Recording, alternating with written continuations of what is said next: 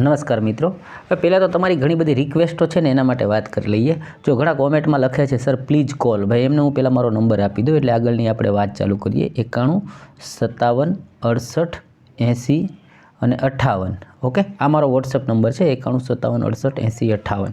એટલે તમે ડાયરેક્ટલી મારી સાથે વાત કરવી હોય તો વોટ્સઅપ દ્વારા કરી શકો છો. બીજું કે તમારી બહુ બધી કોમેન્ટો જે છે મને અલગ અલગ હોય છે. કોઈ કહે છે કે સર મેથ્સ કરાવો, કોઈની એવી કોમેન્ટ આવે છે કે સર રિઝનિંગ કરાવો. ઓકે, આજે ઘણા બધાની એવી કોમેન્ટ છે કે સર સાયન્સમાં ન્યુમેરિકલ કરાવો, એટલે કે ભાઈ એમાં આવતા દાખલાઓ કરાવો. તો મિત્રો આપને જાણીને આનંદ થશે કે આપણે ઓલરેડી મેથ્સ, રિઝનિંગ અને ન્યુમેરિકલ સાયન્સના બહુ બધા મૂક્યા છે. એવા મિત્રોને હું એટલું જ ખાલી કહીશ કે તમે લોકો જે ઈચ્છા છે ને, જે શીખવું છે ને એ તમે પહેલાં અહીં આગળ લખો અને પછી પાછળ એવું લખો બાય ઓફિસર ગુજરાતી. ઓકે, આવી રીતના તમે સર્ચ કરશો યુટ્યુબની અંદર એટલે તમને મારા વિડીયો જે છે મળી જશે. આપણા મિત્રો 600 જેટલા વિડીયો છે, બધા ટોપિક્સ માટે ઘણું બધું આપણે મૂકેલું છે અને તમે મારો પરિવાર છો. પરિવાર માટે હું હર હંમેશા ઊભો છું, કાંઈ પણ કરી છૂટવા. એટલે તમે મને કહો એના પહેલાં મેં પરિવાર માટે બધી વસ્તુઓ મૂકી આપી છે. એટલે જેને શીખવું છે એ લોકો વ્યા જાય, બરાબર છે, અને તરત શોધી અને શીખવા માંડે. બસ આટલું સર્ચ ખાલી તમારે કરવાનું છે. હવે અત્યારે આપણે છે ને સાયન્સની અંદર મને એવું લાગ્યું કે આ વસ્તુઓ છે ઓકે એ રેગ્યુલર પૂછાય છે. એના સરસ મજાના 20 ટોપિક જે છે તમારી સામે હું લઈને આવ્યો છું. તો આપણે એને સમજી લઈએ સરસ મજાના, અને જેમાંથી બધાને પ્રશ્ન આવશે. કદાચ તમારી શિફ્ટમાં એમાંથી 2 પ્રશ્ન આવી જાય, એક આવી જાય, બીજાને આવશે 2-3. એટલે એવી રીતે બધી શિફ્ટમાં આવતા પ્રશ્નોની આપણે ચર્ચા કરી લઈએ. ઓકે મિત્રો, સરસ મજાનું તમારા માટે લખીને લાવ્યો છું. માત્ર વિડીયોને પૂરો શાંતિથી જુઓ. અને હા, તમારે આ લખવાની જરૂર નથી, હું ટેલિગ્રામની અંદર આ વસ્તુ આપી દઈશ. ટેલિગ્રામમાં ઘણું બધું મૂક્યું છે અને ટેલિગ્રામની લિંક જે છે વિડીયોની નીચે ડિસ્ક્રિપ્શનમાં આપને મળી રહેશે. પેલું જ મેં લખ્યું છે, મેં શોર્ટમાં લખ્યું હોય પણ એમાંથી પ્રશ્ન બને છે. જો શું કહે છે કે પાણી જેવા સંયોજનો છે ને હાઇડ્રોજન અને ઓક્સિજનના દળથી ગુણોત્તર હંમેશા, એટલે તમને એમ પૂછશે કે ભાઈ H2O જે છે પાણી, બરાબર, આ 2 વાર પૂછી લીધું ને હજી પૂછશે.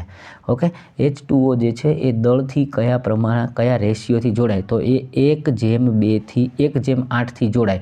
કહેવા એમ માગું છું કે કોઈ પણ જાતનું પાણી હોય, એનો સ્ત્રોત ગમે એ હોય, વરસાદનું, નદીનું કે ગમે એ પાણી હશે, બરાબર, એનો દળથી દળનો એક નિશ્ચિત નિયમ છે અને એ નિશ્ચિત નિયમ મુજબ પાણી જે છે એ હંમેશા ને હંમેશા 1:8 મુજબ જોડાશે. એટલે 1 જે છે એ હાઇડ્રોજનનું છે ને ઓક્સિજન છે એ 8, અને ટોટલ જે છે એ 2 કયા પ્રમાણ હોય તો કે ટોટલ 9 ગ્રામ પ્રમાણમાં હોય છે.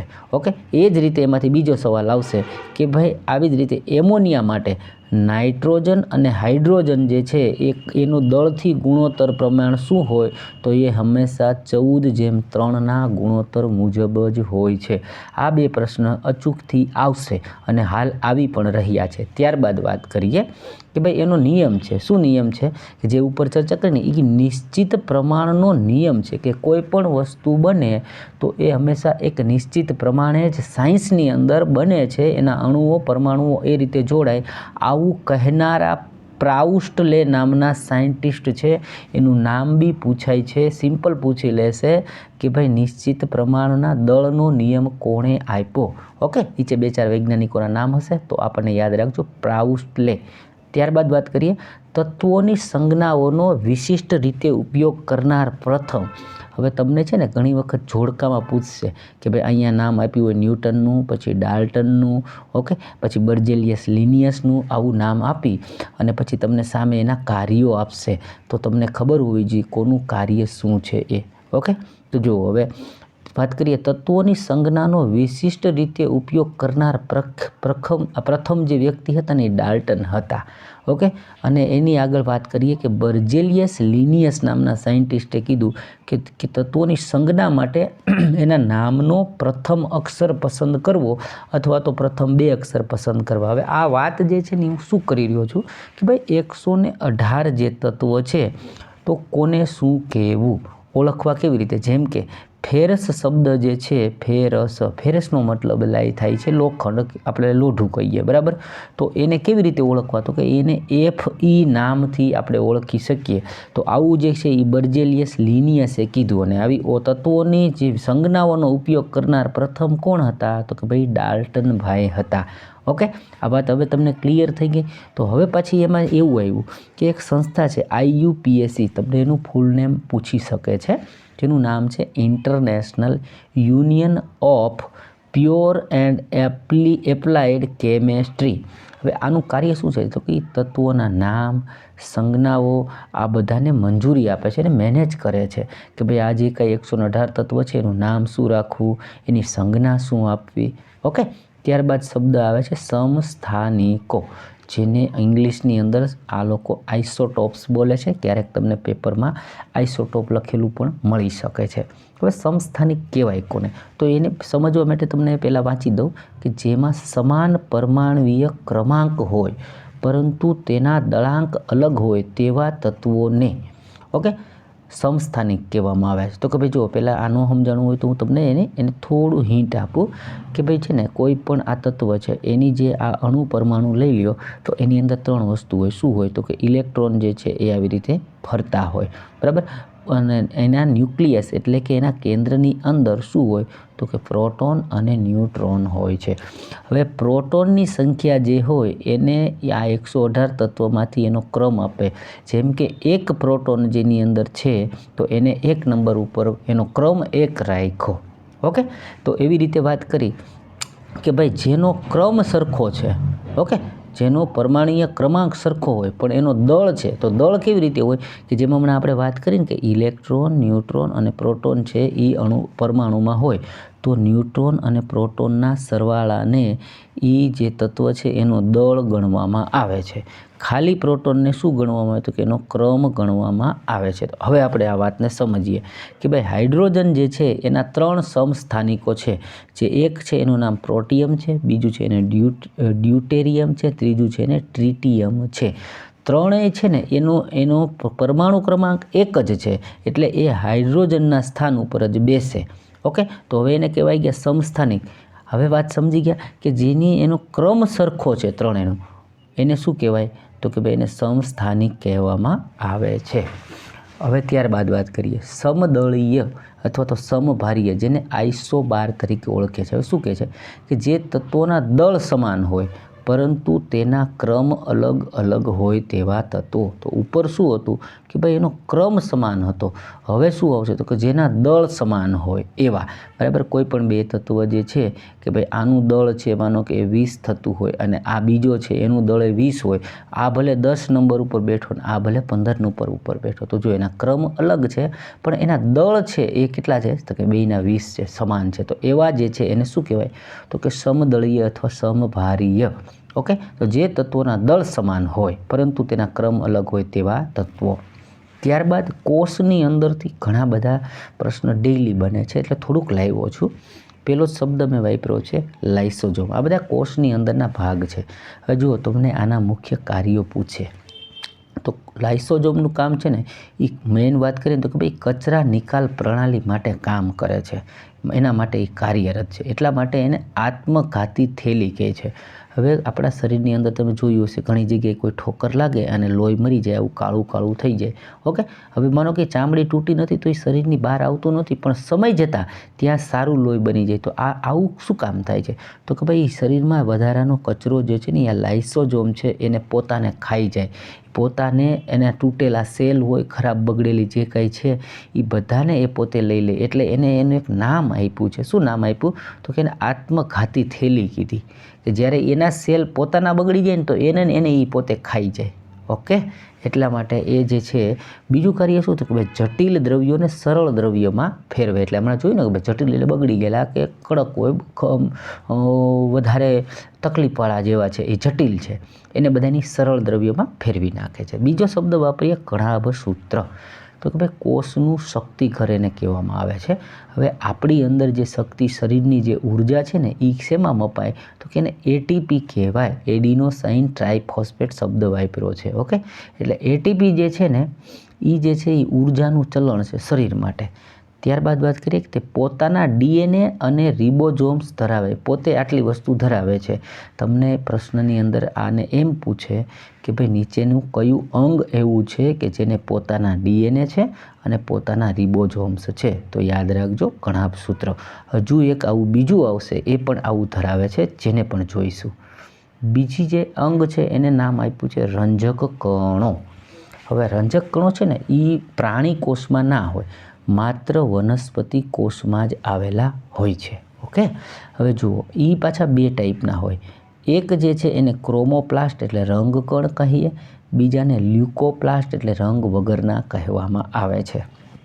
હવે જો રંગવાળા છે એ એક તો પહેલાં હરિતકણ હોય એટલે પાંદડાઓ લીલા છે એવું આપણે જોઈ શકતા હોઈએ છીએ. ઓકે, એના સિવાય પાંદડાઓ પીળાય હોય છે, કોઈના પર્ણ નારંગી હોય છે, એટલે આવા 3 રંગ એ ધરાવે છે. ત્યારબાદ એ પ્રકાશ સંશ્લેષણની ક્રિયા માટે મહત્ત્વના છે. પછી આ જે છે કણાભ સૂત્રની જેમ એને પણ DNA અને રિબોઝોમ્સ હોય છે. આટલું સમજાયું. હવે બીજો ભાગ જે હતો એને કીધું લ્યુકોપ્લાસ્ટ, જે રંગ વગરના છે. એ શું કરે તો કે ભાઈ સ્ટાર્ચ, ચરબી અને પ્રોટીનનો સંગ્રહ થાય છે એમાં. ઓકે, એનું મુખ્ય કાર્ય શું છે તો કે ભાઈ સ્ટાર્ચ, ચરબી અને પ્રોટીનનો સંગ્રહ કરવાનું આનું કાર્ય છે.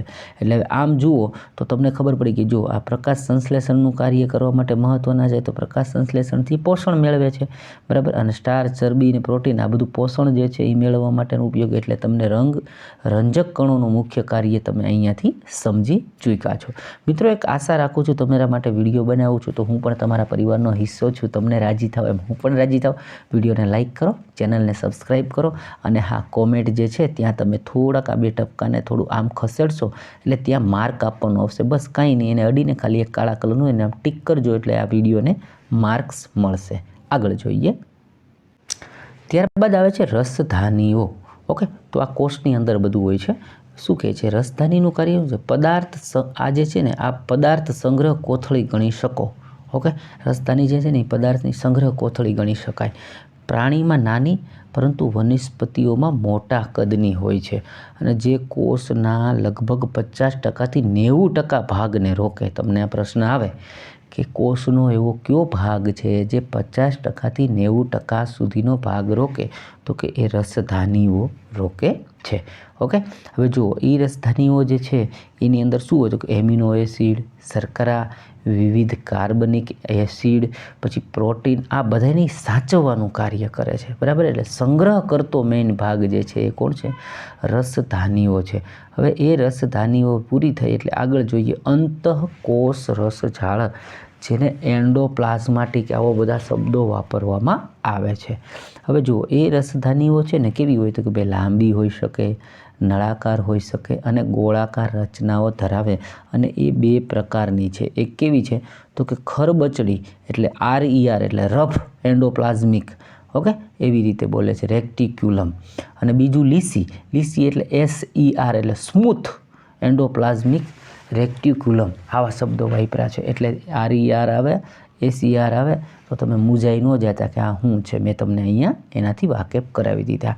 ઓકે, હવે ખરબચડી જે છે એનું શું કાર્ય છે તો અહીંયા વાંચીએ તો કે રિબોઝોમ્સ હોય છે જેથી તે પ્રોટીન સંશ્લેષણ કરે છે. ઓકે, તો અંતઃકોષ રસજાળમાં જે ખાસ જો આ પૂછી લીધું છે, હજી પૂછશે, આને પણ પૂછશે તો એને વાંચીએ તો કે ચરબી અને લિપિડનું નિર્માણ કરે છે. અને મુખ્ય કાર્ય આખું આનું પૂછે આ અંતઃકોષ રસજાળનું તો એ પ્રોટીનનું વહન કરવાનું મુખ્ય કાર્ય એનું હોય છે. ત્યારબાદ વાત કરીએ કોષીય અંગિકાઓ, એટલે કોષની અંદર આવતી નાની નાની અંગિકાઓ. તો એ શું કહે છે કે ભાઈ આંતરિક ઘટકોને અલગ અથવા તો દૂર રાખવાનું કાર્ય કરે છે. હવે આપણે એમ કીધું ને આ કોષ, તો એની અંદર આવી ઘણી બધી વસ્તુઓ છે તો એ બધી ભેગી ન થઈ જાય, એકબીજામાં ભળી હળી ન જાય, એટલે એને દૂર કરવા માટે નાની નાની નાની પુટિકાઓ, અંગિકાઓ હોય છે. ઓકે, અને એનું કાર્ય એ છે કે બધાને અલગ રાખવા. અને એ જે છે ક્યાં હોય તો એ પણ તમને હમણાં આગળ આવી જશે કે એ કોષરસની અંદર હોય. જો આ કોષરસની અંદર હોય. હવે વાંચીએ કોષરસ જે છે તો કે ભાઈ કોષ પટલની અંદર આવેલો આ હોય છે જે પ્રવાહી ભાગ છે, જેમાં ઘણી બધી કોષીય અંગિકાઓ હોય. જે હમણાં આપણે આની વાત કરી કોષીય અંગિકાઓની, એને કહે છે. ઓકે, હવે આગળ વાંચીએ કે ભાઈ કોષ કેન્દ્ર. તો કે ભાઈ કોષ કેન્દ્ર જે છે ને તે રંગસૂત્રો ધરાવે છે જે DNA અને પ્રોટીનના બનેલા DNA અને પ્રોટીનના બનેલા હોય છે. એનું મુખ્ય કાર્ય કોષ કેન્દ્રનું કોઈ પૂછે તો શું હોય? તો ભાઈ એનું મુખ્ય કાર્ય છે ને કોષ વિભાજન કરીને નવા કોષનું નિર્માણ કરવું. એટલે કે ભાઈ કોઈ પણ એક કોષ છે ને એ બીજા 2 કોષને બનાવી નાખે. એટલે આપણા શરીરમાં સતત કોષ બનતા રહે અને સતત આપણા શરીરનો વિકાસ છે એ સતત ચાલુ રહે. પણ વાત કરીએ છીએ કોષ જે વિભાજન છે ને એ 2 પ્રકારના હોય. મોસ્ટ આઈએમપી પ્રશ્ન છે, આમાંથી દર વખત પ્રશ્ન તમને લે છે. તો કે કોષ વિભાજન છે ને એ 2 પ્રકારના હોય. એક સમભાજન, એટલે સમભાજન એટલે કે ભાઈ એક છે ને એના જેવા જ 2 એ બનાવી નાખે, એટલે કે રેગ્યુલરલી સમભાજન થાય બોડીની અંદર. પણ એક ભાગ છે અર્ધીકરણ. અર્ધીકરણ શું કરે? જો મેં અહીંયા દર્શાવ્યું છે. અર્ધીકરણ શું કરે? તો કે ભાઈ પેલા એક કોષ છે ને એમાંથી બે અડધા થાય. ઓકે, અને એ પાછા બીજા 2 કોષ જે છે આવા જન્મે. એટલે ટૂંકમાં પહેલાંમાં શું થતું હતું? તો કે આ જે છે રેગ્યુલરી કોષ વિભાજન હતું, સમભાજન, એમાં 1ના 2 બને અને અર્ધીકરણમાં 1ના 4 બને. પણ ખાસ પૂછે કે અર્ધીકરણ અથવા તો જે અર્ધીભાજન જે છે, બરાબર, કોષ વિભાજનમાં જે અર્ધભાજન કે અર્ધીકરણ છે એ માત્ર ને માત્ર ક્યાં થાય? તો કે પ્રજનન દરમિયાન થાય. જ્યારે તમે પ્રજનન કરો છો ત્યારે જ અર્ધીકરણ કોષનું વિભાજન શક્ય છે. ત્યારબાદ વાત કરીએ કે જે આની અંદર આ રેગ્યુલર થાય છે ને એની અંદર રંગસૂત્રો સમાન હોય અને આની અંદર શું થઈ જાય છે? રંગસૂત્રોની સંખ્યા અડધી, કારણ કે અર્ધીકરણ જે થાય છે. આગળનો ભાગ આવે છે ગોલ્ગી પ્રસાધન. તો ગોલ્ગી પ્રસાધન જે છે ને એ કેમિલો ગોલ્ગી નામના સાયન્ટિસ્ટે શોધેલો, માટે એના નામ ઉપર ગોલ્ગી પ્રસાધન આપેલું છે. હવે એ છે ને થપ્પીઓ જેવી રચના પોતે ધરાવે. હવે જેનું કાર્ય શું છે? તો કે ભાઈ કોષમાં સંશ્લેષિત દ્રવ્યોને સંગ્રહ કરવા, એને રૂપાંતરણ કરવા અને એનું પેકેજિંગ કરવું, આ એનું મુખ્ય કાર્ય છે. ઓકે, કોષમાંથી જરૂરી હતું એટલું મેં લઈ લીધું. ત્યારબાદ છે ને ધ્વનિ શબ્દ રહ્યો, એમાંથી આપણને આ બધું મિત્રો નવું નથી હો. મેં ઘણી બધી સાયન્સની ટેસ્ટો બનાવી છે, ઘણા બધા લેક્ચર મૂક્યા છે, એમાં તમામ વસ્તુ મૂકી છે. પણ અત્યારે આપણને શું હોય કે આપણે જાગ્યા એટલે હવે તોડવું પડતું હોય, તો હજુ હું તમને હેલ્પ કરી શકું એટલે મેં મૂકું છું. એટલે જે તમારે જોઈએ ને એ તમે લખીને મેળવી શકો છો યુટ્યુબ પર. પણ અત્યારે ઇમ્પોર્ટન્ટ આપણે ચર્ચા કરીએ. તો જુઓ, હવે આપણે ધ્વનિ ચેપ્ટરમાંથી છે ને ધ્વનિ 3 પ્રકારની હોય. પેલી કેવી કે આપણે માનવ સાંભળી શકીએ. ઓકે, તો માનવ છે ને એ 20 હર્ટ્ઝથી લઈ અને 20,000 હર્ટ્ઝ સુધીનું માનવ સાંભળી શકે. હવે એનાથી મોટી હોય ને 20,000થી ઉપર, એને કેવી કહેવાય? તો કે પરાધ્વનિ. અને 20થી નીચેની હોય ને અવશ્રાવ્ય, એટલે ન સાંભળી શકીએ એવી. આ 3 પ્રકારની ધ્વનિ જે છે એ હોય છે. હવે તમે સાંભળ્યું હશે કે ભાઈ ઘણા લોકો જે છે, માનો કે ગાય, પછી કૂતરા, એને અમુક વસ્તુઓ અગાઉથી ખબર પડી જાય, જેમ કે ભૂકંપ, અને એ દોડવા માંડે. એનું કારણ છે કે જે આપણે તો 20 હર્ટ્ઝ જ સાંભળી શકીએ છીએ, આપણથી ઓછી જે ધ્વનિ છે એ લોકો સાંભળી લે એટલે એને ખબર પડી જાય કે ધણધણાટી થાય છે, ભૂકંપ આવવાનો છે. ઓકે, આવું ઘણું બધું છે જે હું કહી શકું, પણ આપણે એમાં સમય ન બરબાદ કરીએ. પરીક્ષાલક્ષી વાત કરીએ. પેલું જ લખ્યું છે મેં કે ભાઈ ગેંડો છે ને, આ જે પરીક્ષામાં આવે છે એ વાત જ લખી છે. ગેંડો 5 હર્ટ્ઝ આવૃત્તિના ઉપયોગથી સંપર્ક સ્થાપિત કરે છે, એટલે વાતોચીતો ગેંડાઓ કરે છે. ત્યારબાદ ડોલ્ફિન, ચામાચીડિયું, પોર્પોઈઝ, આ બધા પરાધ્વનિનો ઉપયોગ કરે છે. વહેલ, હાથી, એ બધા અવશ્રવ્ય ધ્વનિ ઉત્પન્ન કરે છે. ત્યારબાદ ગઈ પરીક્ષામાં એણે 2022માં 3 વાર આ પ્રશ્ન પૂછ્યો કે ઉંદર જે છે એ અંધારામાં ગેમ રમવા માટે કઈ ધ્વનિનો ઉપયોગ કરે? તો કે એ બધા પરાધ્વનિનો ઉપયોગ કરે છે. હવે પરાધ્વનિનો સામાન્ય રીતે તમે જોયું હશે કે એનો ઉપયોગ ક્યાં થતો હશે? તો પરાધ્વનિ જે છે ને એનો ઉપયોગ પહેલાં તો કહીએ કે ભાઈ જ્યાં આપણે પહોંચી ન શકતા હોય ને એવી, માનો કે ભાઈ ભૂકંપગ્રસ્ત દિવાલો હોય, એમાં પડેલી તિરાડો, તો એ તિરાડો શોધવા માટે અને એમાં કામ કરવા માટે. પછી તમે સોનાર નામ સાંભળ્યું હશે, સોનાર, બરાબર, એનું ફૂલ ફોર્મ એ પૂછે, સાઉન્ડ નેવિગેશન ને આવું આખું લાંબુ છે, એ પણ પૂછતું હોય છે, તો એમાં ઉપયોગ થાય છે. એના સિવાય તમે સોનોગ્રાફી શબ્દ સાંભળ્યો હશે કે ડૉક્ટર છે આપણી સોનોગ્રાફી કરે. ઓકે, તો એ આપણા પેટ કે શરીરની અંદર એવા ધ્વનિ તરંગો છોડે છે જે ભટકાઈને પાછા આવે અને સામે ટીવી છે એ એનો આકાર બતાવી અને નક્કી કરે કે ઠીક આના પેટમાં આવું છે. ઓકે, ત્યારબાદ તમે સાંભળ્યું હશે કાનની અંદર મશીન જે છે લોકો ઉપયોગ કરતા હોય છે, બરાબર. પછી ECG શબ્દ સાંભળ્યો હશે. ECG આપણા જે હૃદયના ધબકારાઓ છે એની જે ધ્વનિ છે એ આનાથી એ કેચઅપ કરી અને આવો ગ્રાફ ઉત્પન્ન કરે અને નક્કી કરે કે ઠીક આનું હૃદય આ પ્રમાણે ચાલે છે. એટલે મિત્રો આવા બધા પ્રશ્નો આવી જશે તમારે, તો મને થયું લાવો હું આટલી વસ્તુઓ આપી દઉં, એટલે મેં અત્યારે આ વિડીયો બનાવ્યો છે. સારો લાગ્યો હોય તો લાઈક શેર કરી શકો છો, અને પરીક્ષામાં સફળ થાઓ તેવી શુભેચ્છા સાથે મળીએ બીજા વિડીયોમાં. આવજો.